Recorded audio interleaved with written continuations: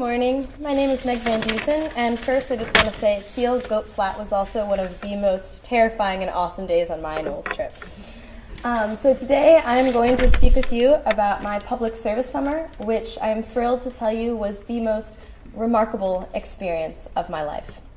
I had the honor of teaching incredibly courageous and successful students of the Dalit caste, or the untouchable caste, in India. These students got 13 years of education from Shanti Bhavan's Children's Project, which prepared them to be outstanding young citizens.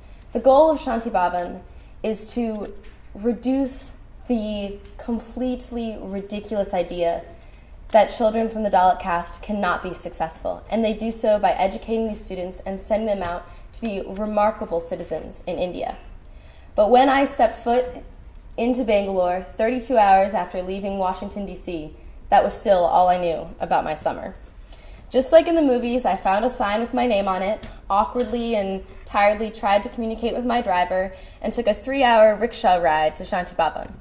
Just 3 hours later, I was up with the sun and watching a very intense basketball tournament between the soon-to-be graduating seniors and the rest of the school.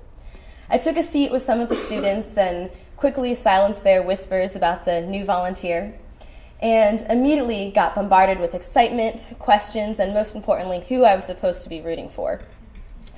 Then the next day was graduation, which was a prime opportunity for me to make a complete fool of myself in front of my students. The girls got a chance to dress me in a sari, and I still have no idea how I managed to put the top on backwards, but somehow I did, and they did not let me live that down for the rest of the summer. Graduation itself was great. I got to see the students who had spent 13 years being educated at Shanti Bhavan be prepared to go on into the world. And a father spoke and said something along the lines, and roughly translated from Tamil, that the people in his village no longer saw his son Praveen as his son, but they saw the father as Praveen's father. And I knew then that these students were going to be remarkable. But after all of the festivities had died down, I had to do what I actually had gone there to do, teach. So I'd gotten my assignment the day before I was supposed to start teaching, English literature, grammar, spelling, and writing to 6th, 7th, and 8th grade students. With that came no curriculum and no lesson plan. To some, that would be absolutely terrifying. To me, it was amazing. I got to teach exactly what I wanted to, how I wanted to teach it. After about a week of getting to know my students and their personalities, I could devise the curriculum, the lesson plans to suit what they wanted to do, to get them excited and passionate about it. And they were. They were so incredibly passionate. And despite their incredible whining of my high expectations, although when I left, the one lesson they all told me they learned was not to whine, made me proud. I was able to construct cross-curricular projects to suit their needs and ideas and desires. The literature textbooks that I had were from the United States, from the 80s, and were completely horrendous. I did not like them at all. And I realized out of trying to teach an excerpt from Anne Frank that my 7th graders knew nothing about World War II. So I ditched the textbook, created a multi-week project where they did research, they got to make presentations, figure out what they liked, what they wanted to do, and they went above and beyond my expectations. Every time I had a project idea of some sort, I would go to the assistant principal, Miss Bina, with a well-thought-out proposal, had all these plans, and she would just look at me, give a classic Indian head nod, and be okay. Basically, they let me teach exactly what I wanted to because they saw the passion that I had for my students, because they deserved it. My first ever writing assignment for my 6th graders was a mock fundraising letter writing campaign to try and teach persuasive writing.